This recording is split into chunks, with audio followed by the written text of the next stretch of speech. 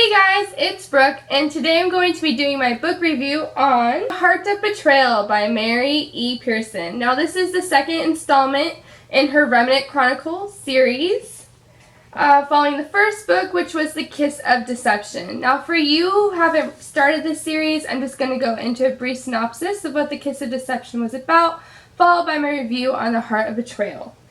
So The Kiss of Deception followed a young girl by the name of Leah. She was a princess in the kingdom of Morgana, and she was being forced into a marriage to the Prince of Dalbrick to secure an alliance between the two kingdoms. However, Leah was not comfortable with getting married or being forced into anything she didn't want to do, so she decided to run away with her handmaiden, Pauline, to a small town within her kingdom where she established herself as a tavern maiden. However, she was unaware that she was being pursued by the very prince she left at the altar, an assassin from a rival kingdom. And the rest of the story just takes off on her journey of discovering her own self while creating complex relationships with multiple characters. And it had its plot twist, and it was intriguing and gripping, and I do highly recommend this series.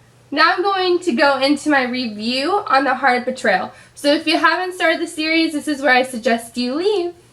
Now I'm just going to give a basic overview of my thoughts on the book for those who are thinking of reading it or continuing the series before I go into my spoilery section. So overall, I gave this book a 4.5 out of 5 on Goodreads. I thought the second book was just as good or better than the first. I love the direction the story is going. It continued developing the characters, and you got more insight behind a lot of the backstory to a few of these characters and the backstory of the kingdom. And relationships continued to develop and become more complex, which I really enjoyed in Leah. She is still one of my favorite characters to read. She's still a very witty, strong, independent, intellectual character who I highly recommend that you continue the series if you haven't, or if you're interested in doing it, to pick it up. It was a great read, and I can't wait to see where the story continues and until the next book comes out. So for those who haven't read it yet, this is where I suggest you leave, because I'm going to be diving into a bit more spoilery section, going into more details, my favorite parts, likes, and stuff like that. So yes, this is where I suggest you leave, because I do not want to spoil you. So this book ended up picking up right where we left off with Kiss of Deception, with Leah, Caden, and Raph entering Venda.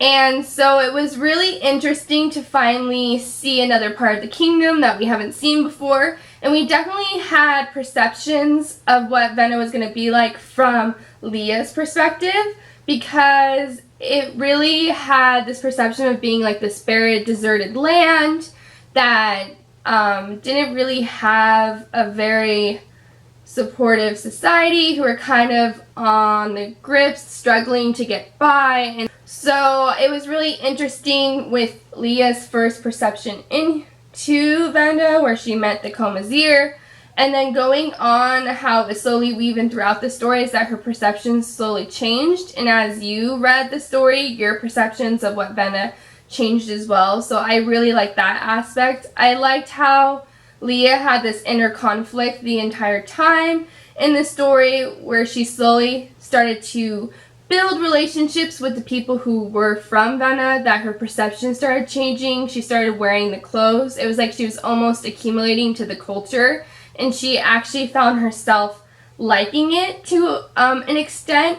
So I like that inner conflict of her kind of accumulating to it, as well as feeling like she was betraying her own people in Morgana and kind of like her own being and what she knows. I continue to love how these relationships, especially between Leah and Raph and Leah and Caden, continue to develop, because Leah and Raph were kind of a little bit definitely trying to establish their relationship again, just because she put the pieces together at the very beginning and found out that he actually was the Prince of Dalbrick, and that he's been deceiving her, that they've both been deceiving each other the entire time. So them kind of coming over that hurdle and reestablishing themselves, along with working together and trying to figure out a way to get out of Venda and kind of survive their situation. So I did enjoy reading their story continue and kind of how they got through their own hurdles, but I really did love Leah and Caden moments. I felt myself wanting to get to more backstory with them as I was reading, and we definitely found out more about Caden this book. I felt like we found out that he was actually from Morgana originally, that he was a bastard child of a lord. However, we don't know who his father is still, so I feel like that might come up in the next installment. And then, so now you kind of understand where Caden was coming from and his thoughts and his feels towards the Morgana, the kingdom, and kind of towards royals, that he doesn't really like them. And so that was an interesting backstory. Also, how he's connected to the Comazir, because the Comazir originally kind of saved him, and how Venda took him in when he had nothing and actually gave him the skills he needed to survive. And so that's why he has such strong loyalties to his kingdom and to his Comazir, which is like why he continues to kind of struggle between his feelings for Leah and his feelings for his kingdom and like what they want. So that also is just like an interesting read. And then we were introduced to the Comazir this book, which I really liked reading the Leah Comazir moments. I don't know why, but I was rooting for him to be different than what I thought he was going to be, which was like this heartless, power-hungry character. I thought he might have a good side just because there were moments where he kind of did things that bettered other people besides himself. But so that was also, he was like a character I loved to hate, so that was fun. And I love Leah. I love her character.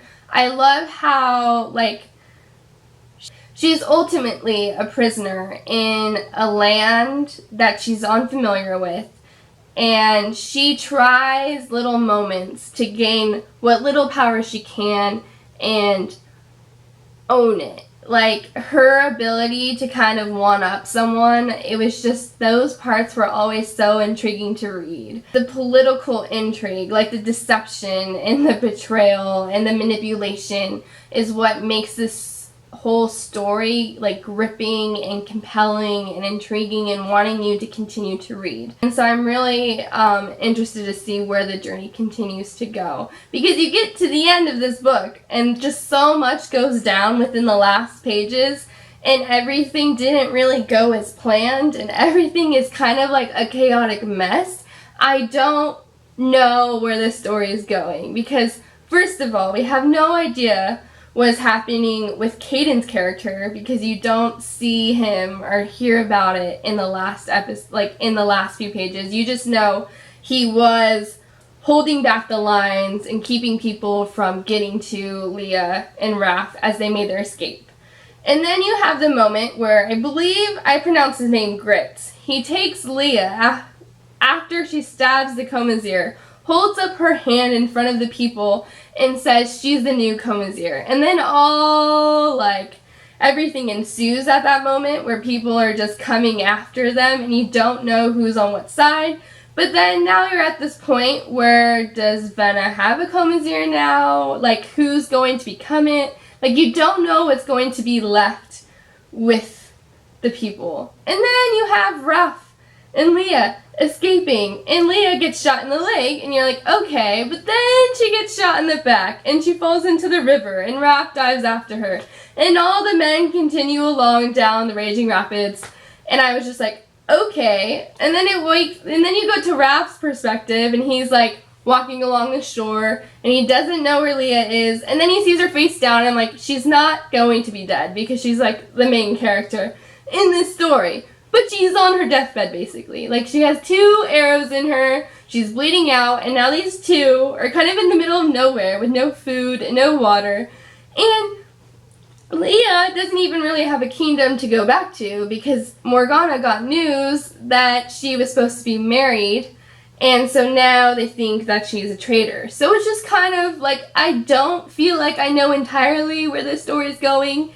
And then we do have these kingdoms who are kind of on this verge of a brink of a war. Oh my god, I didn't even get to the whole betrayal of, like, the people of Morgana. Like, how they have scholars who were originally in Morgana who slowly have left over time, and then Leah finds them, like, in the underground caverns, like, studying ancient texts and giving the Comazir, like, basically the ingredients he needs to build this army.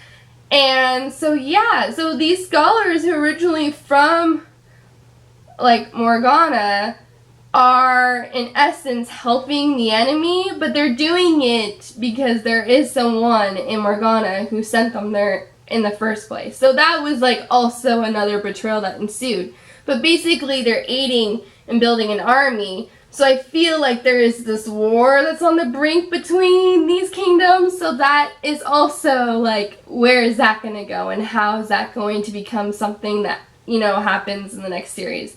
So there were, like, so many emotions and feelings at the end of the book that I was just, like, on the edge of my seat, like trying to read what was going to happen, and then you just get to the end and you're like, really?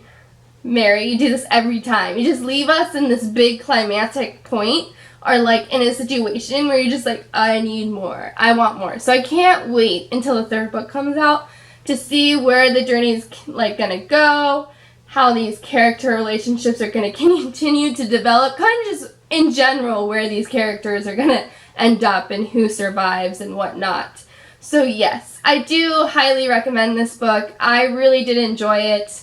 It's just, it's so intriguing. Every time I get through these books, and I get through them so fast, and it didn't let me down. And so yes, this is probably, I feel like, going to be one of my favorite books of the year. So yes.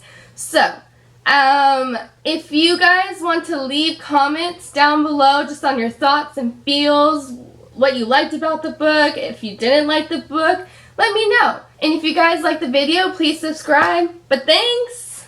Bye.